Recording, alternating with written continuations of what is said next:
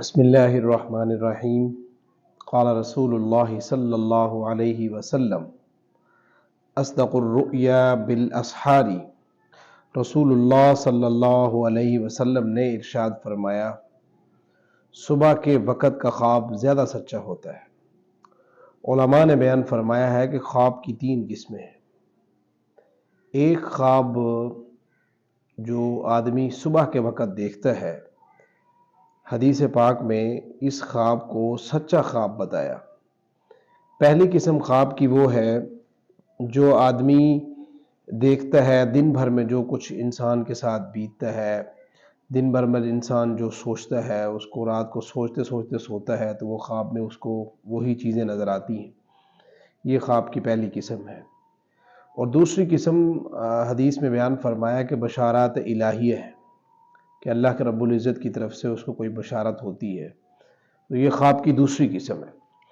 اور تیسری قسم بیان فرمایا وہ شیطانی عکاس ہوتے ہیں، شیطان اس کے دل میں کو وسوسے خیالات پیدا کرتا ہے۔ یہ خواب کی 3 قسمیں ہیں۔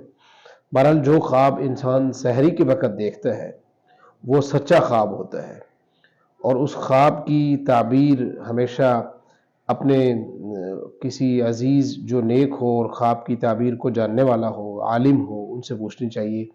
ہر ایرے غیرے کو اپنی خواب نہیں بتانی چاہیے، اس لیے کہ جب بھی آپ کسی کو خواب بتائیں گے، اگر اس نے خواب کی کوئی تعبیر بتا دی تو وہ جو بتائے گا خواب کی تعبیر اس نے غلط بتائی تو وہ ٹھیک بھی ہو سکتی ہے، بعض اوقات ایسے بھی ہو جاتا ہے۔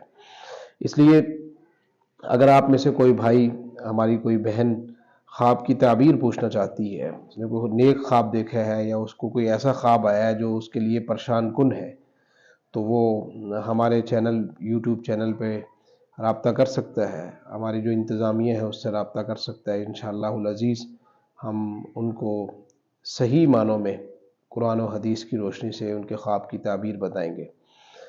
اللہ رب العزت آپ سب کو جزائے خیر عطا فرمائے۔ اگر یہ حدیث کا سلسلہ آپ کو اچھا لگتا ہے تو آپ ہمارے چینل کو سبسکرائب بھی فرمائیں، اور جو دوسرے دوست ہیں آپ کے ان کو بھی دعوت دیں کہ اگر آپ خواب کی تعبیر پوچھنا چاہتے ہیں یا کوئی مسئلہ پوچھنا چاہتے ہیں یا کوئی حدیث پوچھنا چاہتے ہیں تو آپ ضرور رابطہ فرما سکتے ہیں۔